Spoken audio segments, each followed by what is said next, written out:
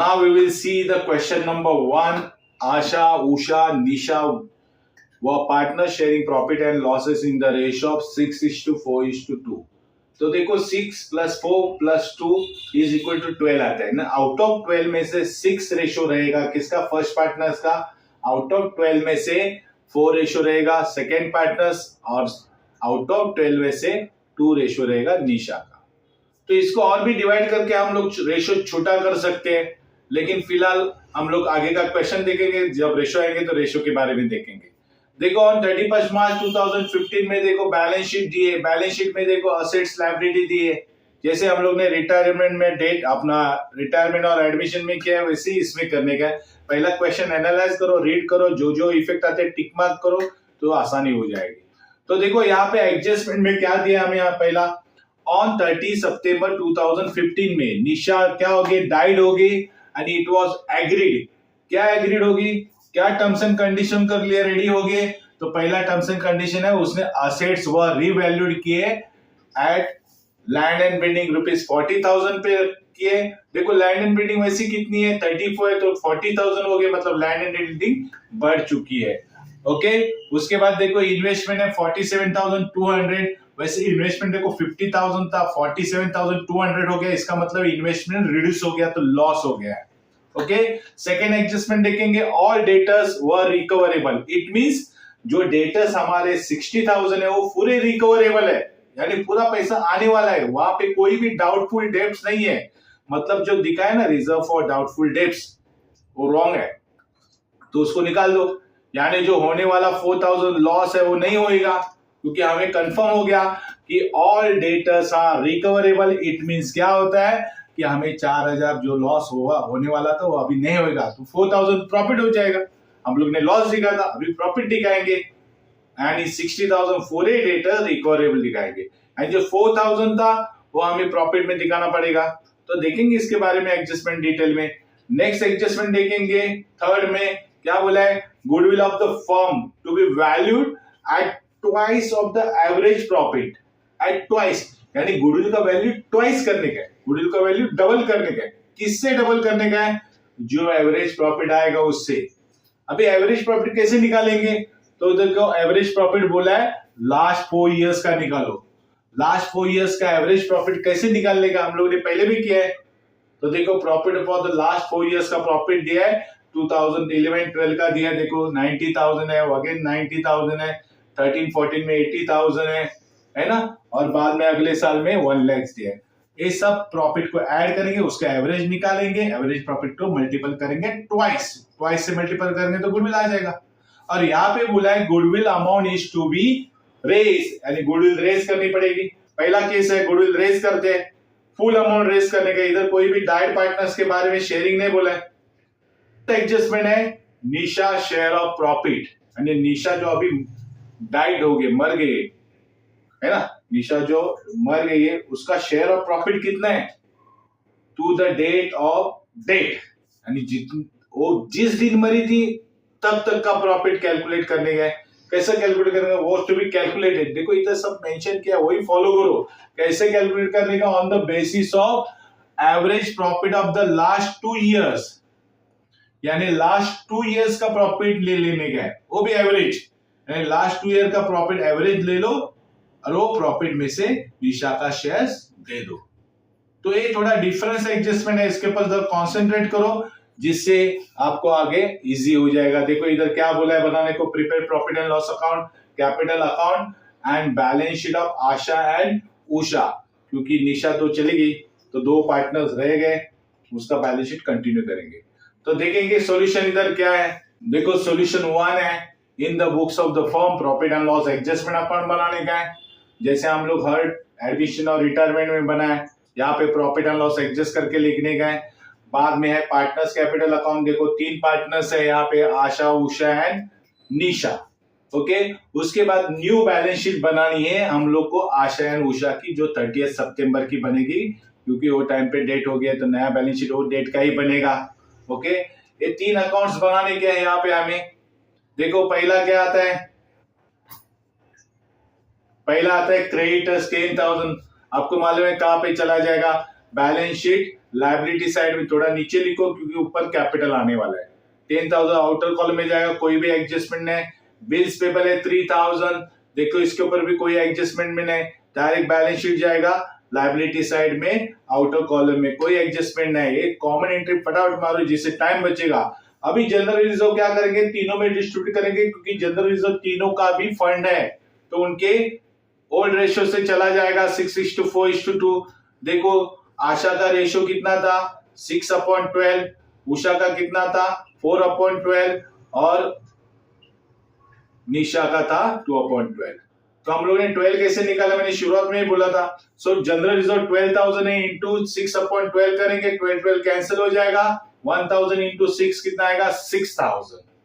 वैसे ही उषा का शेयर कितना है जनरल रिजर्व में, देखो सो 12,000 इंटू 4/12 करेंगे, 12,000 को 12 से डिवाइड करेंगे 1,000 आएगा, 1,000 इंटू 4 करेंगे 4,000 आएगा। सिमिलरली निशा का शेयर कितना है, देखो जनरल रिजर्व में 12,000 इंटू 2/12 करेंगे, 12,000 को 12 डिवाइड करेंगे 1,000 आएगा, 1,000 इंटू 2 2,000 आ जाएगा। सो ये जनरल रिजर्व तीनों में डिस्ट्रीब्यूट करेंगे और ये जनरल रिजर्व जाएगा partners capital account credit side. पहले भी हम लोग ने बहुत बार देखा पाया जनरल रिजर्व, देखो आशा के कॉलम में आ जाएगा 6,000, उषा के कॉलम में आ जाएगा 4,000 और निशा के कॉलम में आ जाएगा 2,000। एक क्रेडिट साइड में जाएगा, उनका इनकम है। बाद में देखो पार्टनर्स कैपिटल अकाउंट्स है, आशा का 60,000 है, उषा का 40,000 है, निशा का कितना है 20,000 है, ये पार्टनर्स कैपिटल में चला जाएगा। देखो credit side by balance, partners capital में बाय बैलेंस ही लिखते हैं। आशा का कितना था 60,000 है, देखो उषा का कितना है 40,000 और निशा का कितना है 20,000। नेक्स्ट आइटम देखेंगे, देखो लायबिलिटी साइड फिनिश हो गया। अब देखेंगे असेट साइड। असेट साइड में देखो कैश है, कैश हम लोग दिखाएंगे, एक तो सेपरेट अकाउंट बनाओ नहीं तो डायरेक्टली दिखाओ बैलेंस शीट असेट साइड में।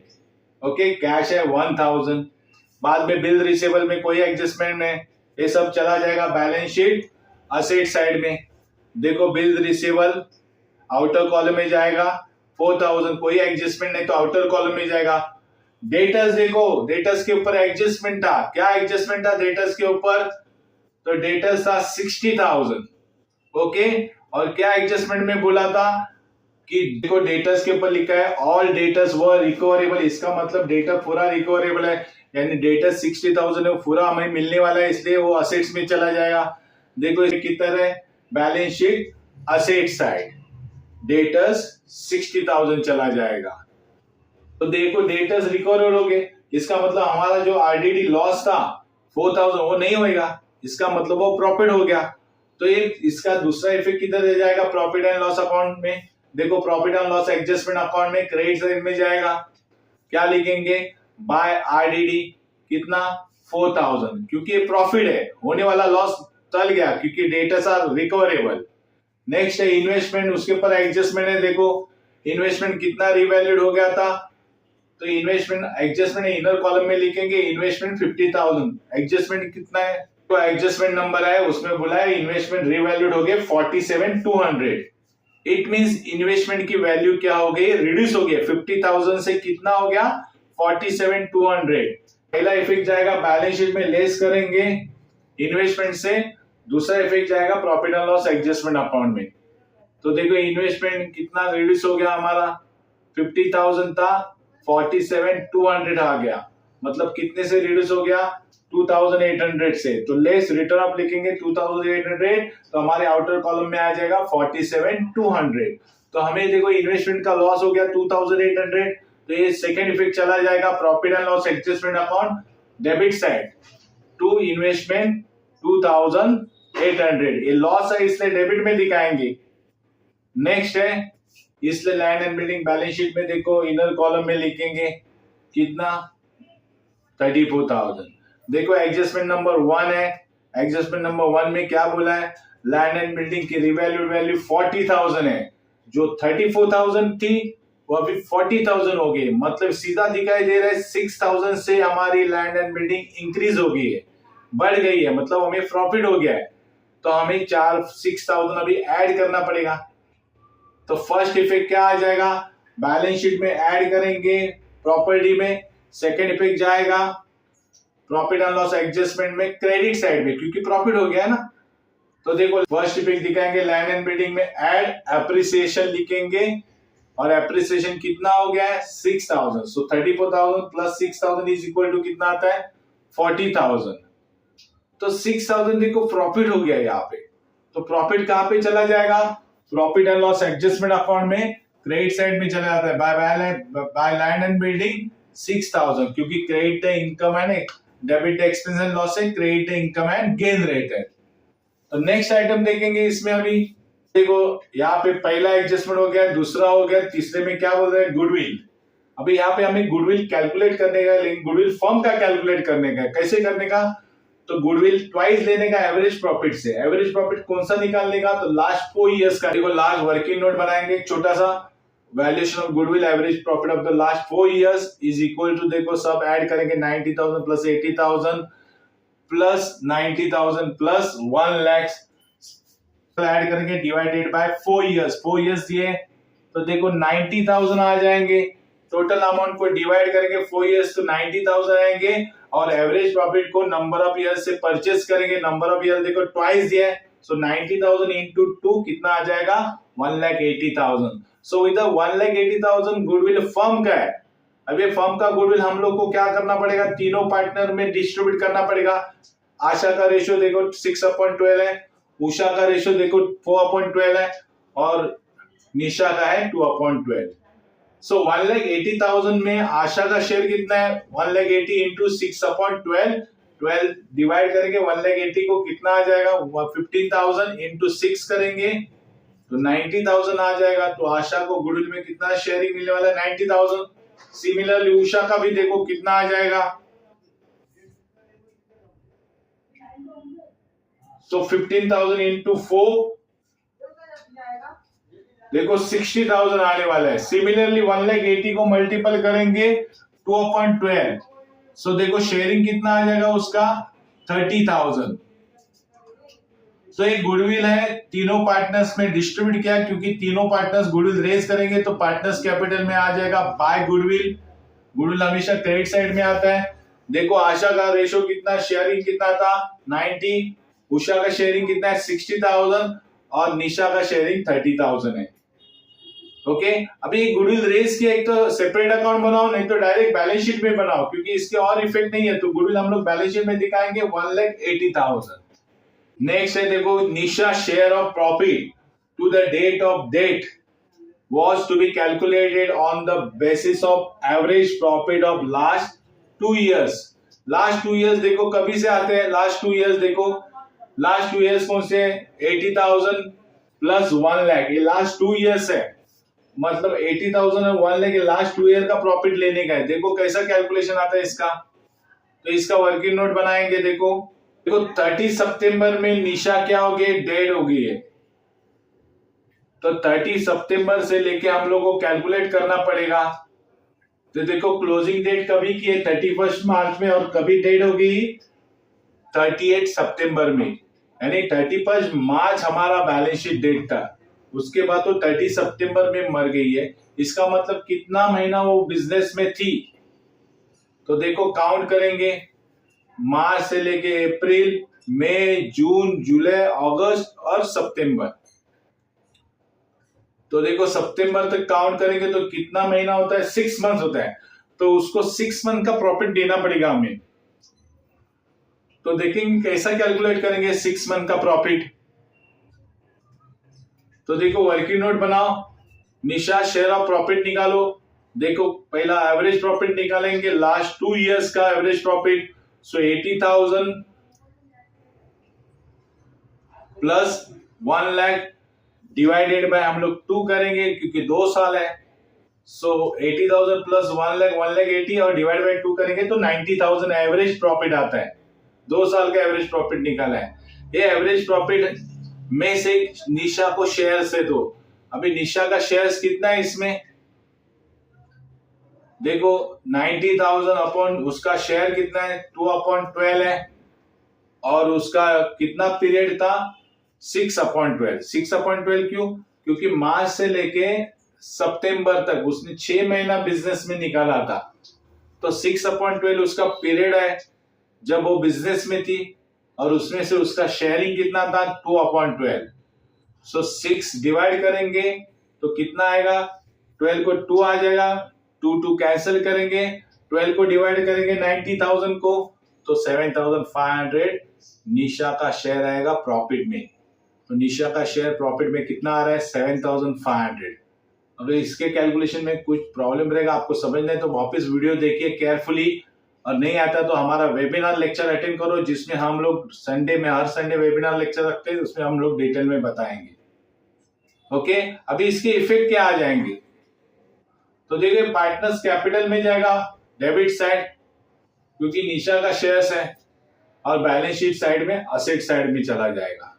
फिर वो कहां पे जाएगा 7,500 शेयर ऑफ प्रॉफिट मिला है, वो पहला इफेक्ट पार्टनर्स कैपिटल में क्रेडिट साइड में आएगा, bye profit and loss suspense account मिलेगा खाली निशा को, आशा उषा को नहीं लाएगा, निशा को मिलेगा 7,500 क्योंकि ये सस्पेंस में अभी प्रॉफिट कितना होने वाला है क्या होने वाला है हमें मालूम नहीं है। हमारा क्लोजिंग डेट था 31 मार्च और वो डेट हो गई सितंबर में, उसके बीच में कितना प्रॉफिट हुआ हम लोग ने कैलकुलेट नहीं किया था, लेकिन on the basis of the last 2 year profit में से एवरेज प्रॉफिट निकाल के हम लोग ने फाइंड आउट किया। ऐसे प्रॉफिट को हम लोग profit and loss suspense account बोलते हैं।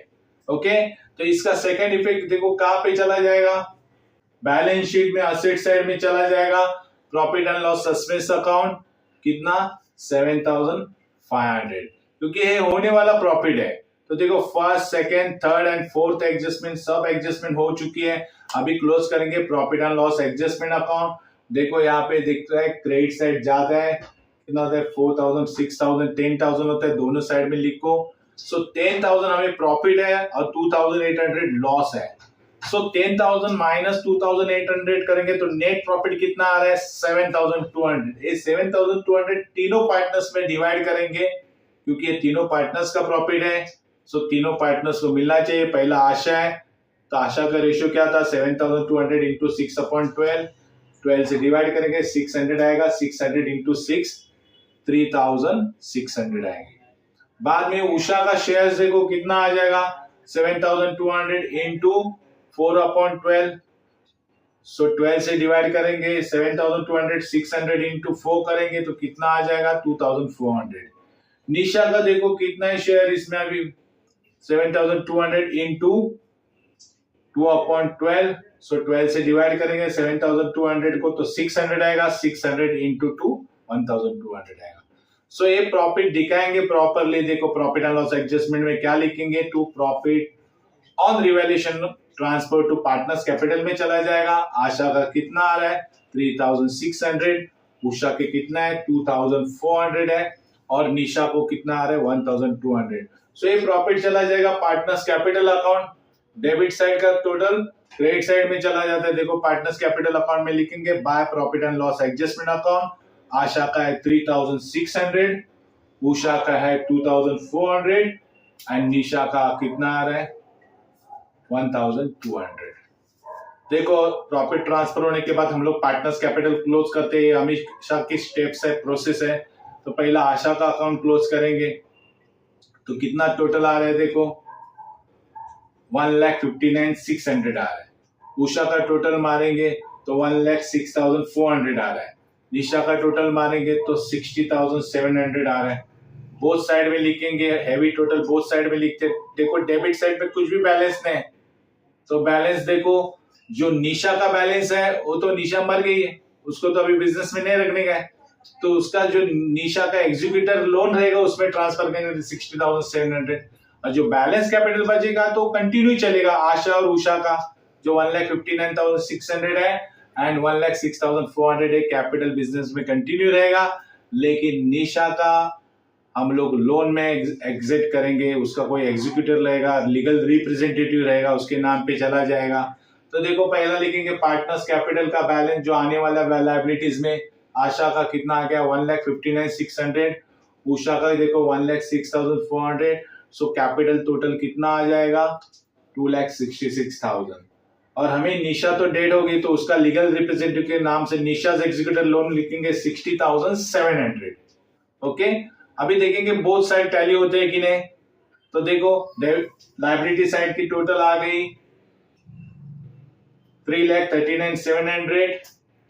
असेट साइड की टोटल्स देखो कितनी आ रही है 3,39,700। दोनों साइड टैली हो गई, इसका मतलब हमारा प्रॉब्लम राइट है। देखो इसको केयरफुली आपने देखा है, ओके। तो आप इमीडिएटली इसको सॉल्व करो जिससे आपको अच्छी तरह प्रैक्टिस हो जाएगी। Okay, all the best.